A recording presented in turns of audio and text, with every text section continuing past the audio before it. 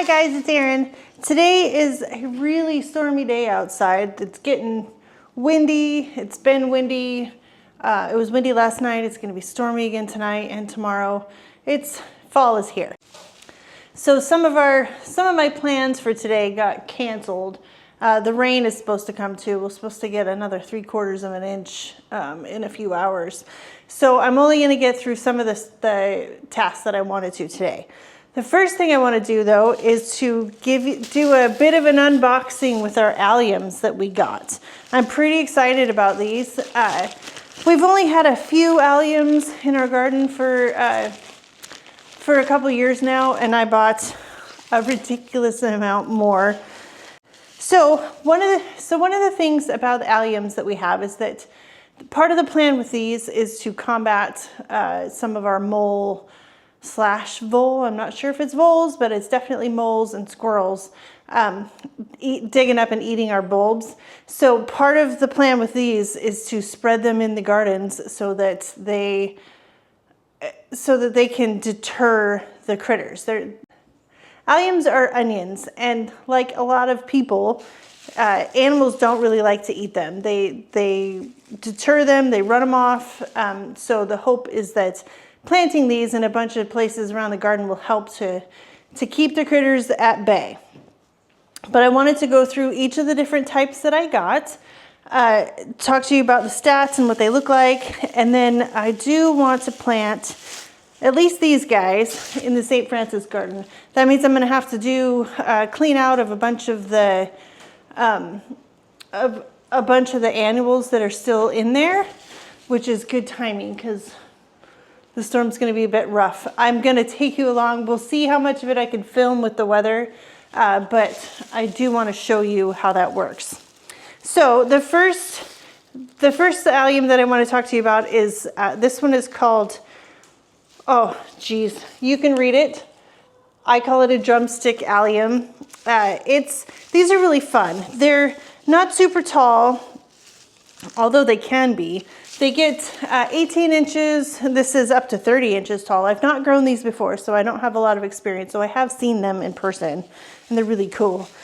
They grow 18 to 30 inches tall in early to midsummer, late spring, early.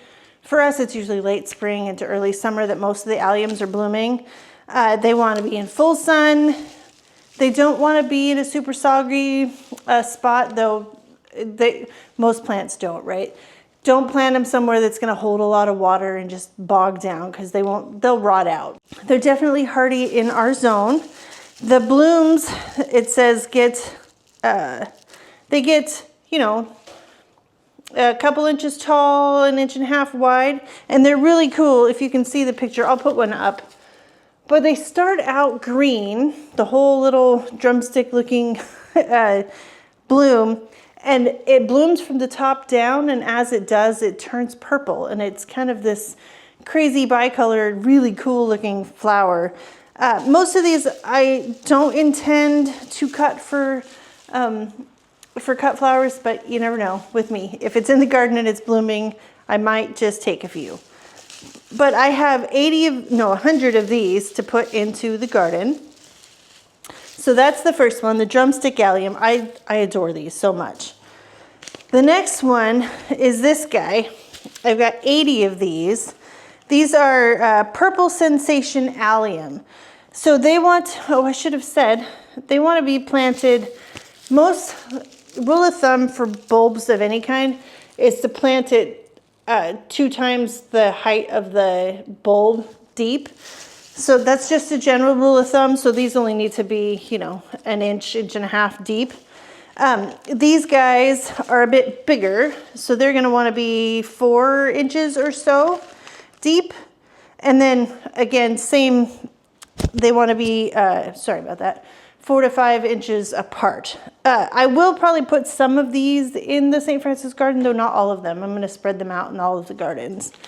But these guys, they grow up to 3 feet tall, and they have a 3 or 4 inch bloom on them, and they're just that perfect purple globe that I love so much. They're very whimsical alliums. They're the little what is the Dr. Seuss, the truffle tree? That's what they look like to me when they pop up in the garden, especially if you tuck them behind perennials and other plants that are bushing out about the same time that these guys bloom, and they just pop up and they kind of dance up above them. They're really fun. And they do really well dried. I'll show you. These are a couple of allium bulbs that I dried last year. And I think these are they're either the purple sensation or they might be the pinball wizard. I can't recall which one they are, but yeah, they're awesome. And they dry beautifully. There's all kinds of seed in this one. Maybe I'll try and collect some seed and see what I get. So these guys, like I said, you plant them, 4 to 5 inches deep, 4 to 5 inches apart. And then this is the root end that goes down, goes like this. And then they'll grow up in the spring. Fall is the right time to plant them, definitely in our zone. They're super hardy, so you don't really have to worry about them. And these will definitely bloom in late spring. They're so fun. I can't wait to show you guys. But like I said, I have 80 of these, and I have 1, 2, 3, 4 gardens that I want to sort of spread them out in, which is so fun. But I'll plant them in little clusters, like 3 or 4 together, 4 or 5 here or there, so that they look hopefully sort of natural. So 80 of those. And then the last one that I've got, these guys are the pinball wizard. And these bulbs are quite a bit bigger. These guys, you want to plant them 6 inches deep. It's 2 to 3 times the bulb depth, so 5 to 6 inches deep, and definitely 5 to 6 inches apart. These guys will multiply. They won't just stay this bulb size. They will grow and multiply, kind of like a daffodil will, and I love that. Love, love, love that. It just spreads the beauty further and further. And then this is the picture of them. You can see them. These get, what does it say? Height, it gets about 2 feet tall. So these are a little bit shorter than the purple sensations, but they still have those great big blooms. And they'll bloom probably a little bit earlier than the purple sensation. Maybe they probably overlap quite a bit, but these are a bit darker or a more plummy purple than the other ones are. The other ones are more of a blue purple. These are more that warm red purple or plummy purple, which I don't know which one I love most. They're both great. So I only have 8 of these. So I think all of these are going to go in the front garden because I already have some alliums up there. So this will just boost the display up there. And then, like I said, these guys I will spread out amongst all of them, all of the gardens. Okay, so like I said, the thing about alliums is that they are really good at deterring pests. Moles, voles, squirrels, all the little critters that want to eat your garden. These alliums, I know, everybody knows, they smell like an onion. So they put out that scent into the ground, and it seems to keep at bay some of those critters. And I'm really hoping that that's the thing. I'll show you when we get out there. There are so many mole and vole hills all over the garden. It's just making me crazy. I can't do a whole lot about it because you could trap them, but there's so many of them. And where are you going to put them? We're not allowed to just put them in somebody else's land. They have to be released somewhere close by. There's different ways to deal with it. I've got a few different options that we're trying this year. Onions, alliums for sure. And we're going to try some hardware cloth under the tulips because I've got 5,000 of those and I don't want to lose them to critters. Okay, so now I'm going to take you guys with me. We're going to go out, clear out a bunch of the front garden in the St. Francis garden. I'll show you some of the molehills that we're dealing with. And then I will get to planting. I intend on using this is a auger, a power planter auger. I plan on using one of those just to save my back because these are a lot of holes. I'll probably, I think this is the 3-inch. Yeah, it's a 3-inch auger, and I will put that, for these ones especially, I'll dig several holes and I'll put a couple of bulbs in each one just because they're so small. It'll take them a long time to be unhappy like that. Another thing about alliums is that they are heavy feeders. So I am going to put some fertilizer in the hole. The garden is already heavily amended, so I'm not too worried about adding compost up there, but I will add some fertilizer just for these, and then we'll see how it goes. I do have every intention of adding a whole bunch more bulbs to that garden. Make it a big spring show, because why not? So I have hyacinths, I have these. I just pre-sprouted a whole nother round of the anemones and ranunculus, the ones that we actually saved from the garden this year. So we'll see how they do. They're sitting in the cooler pre-sprouting as we speak. And then I will, like I said, I want to load up that whole bed so that it blooms beautifully in the spring before all the perennials take over, and then it'll bloom again and it'll just be gorgeous. At least that's my hope. Okay, I'm going to take you along with me. We're going to go get all set up, and then I'll see you in a minute.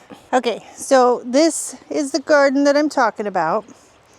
We have lots of snapdragons and whatnot still grow. Snapdragons, we have cress. You can see these can all, I'm going to come in here and cut them all back.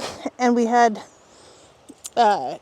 bee balm in here. That's a perennial, but I'm still going to cut it back and take all this.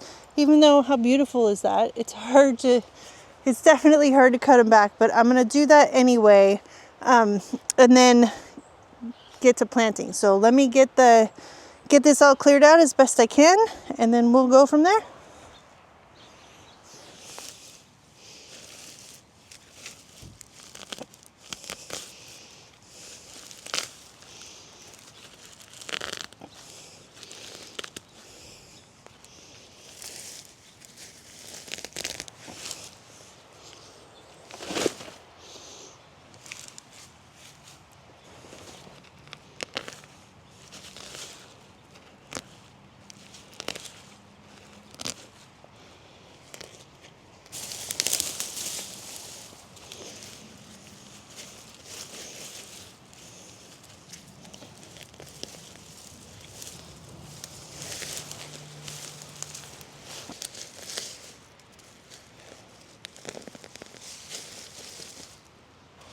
Okay, we got it mostly cleaned out, so I want to show you a couple things. These guys right here are ranunculus that I actually had planted in there this last spring, and they survived the summer, and they're back. There's another one there. We have some alliums and penstemon and different perennials. I left, well, this is a chive.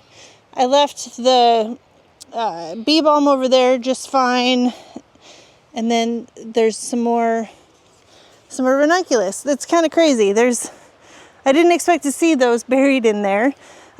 Do want to show you also molehill, giant molehill. I took most of them down while I was clearing out. Look at this one. This whole rock is lifted up, and here under my GM, they're just everywhere. It's so frustrating.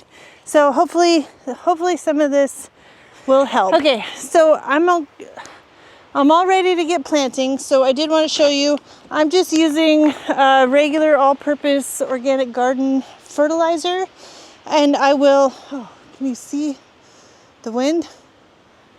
I get super distracted. So I hope that the new mic helps. I don't know if I'm doing it right. I just got it. So I'm gonna drill about 25 holes, give or take. Put the fertilizer down, put the alliums in there, cover them back up, and then hope for the best. I do also have in here, there's a bunch of daffodils that I planted last year. So it's possible that I might run into one or two. But I'm pretty excited. I'm looking forward to how this is going to look next spring. And I have a whole lot more to put into this garden bed. With the anemones and ranunculus and everything else that I've already got, I'm hopeful that this bed will be absolutely stunning early in the spring. I think it will be. Okay, let me set up the camera and we'll just get after it.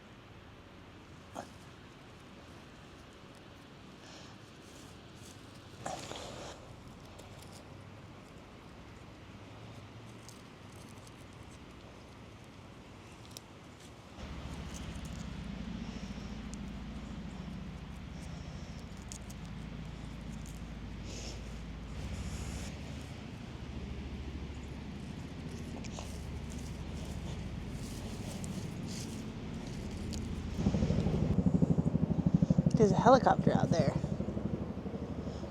Can't see it though. Okay guys, that's gonna do it. Okay guys, we got 100 of the drumstick alliums in. I planted 5 of the purple sensation. So this whole garden bed up here, up until the lamb's ear down there, this should all fill in the spring with a whole bunch of alliums. I did run into one daffodil up there, but not too bad, and I just replanted it.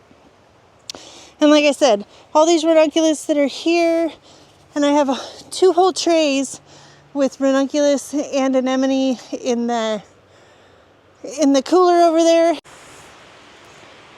Man. And we have hyacinth that I haven't decided yet if they're gonna go here or one of the other gardens. I love hyacinth. They're so beautiful and early blooming. I've also got crocus. I think I'm gonna relegate the tulips to over here. You can see the trenches that John dug out with the tractor for me. 5,000 tulips that are gonna make their way into those beds. It's so exciting. They should be here any day now. They really should. And then we'll do an unboxing of the tulips and start to get those planted. Like I said, we have more plans for how to deal with the moles when it comes to that area. So I'll show you that when we get there. I know there's not a whole lot to see right now, but that's the beauty of fall planting. You do all this hard work and just, it takes it out of you, and it kicks your butt for a month planting everything, but then you get to relax knowing that your spring is going to be just gorgeous. Well, I hope you guys enjoyed this. I hope you are inspired to get out, get some alliums, get some in your garden. Give a thumbs up if you liked it, subscribe if you haven't, and I'll see you in the next video. Bye guys.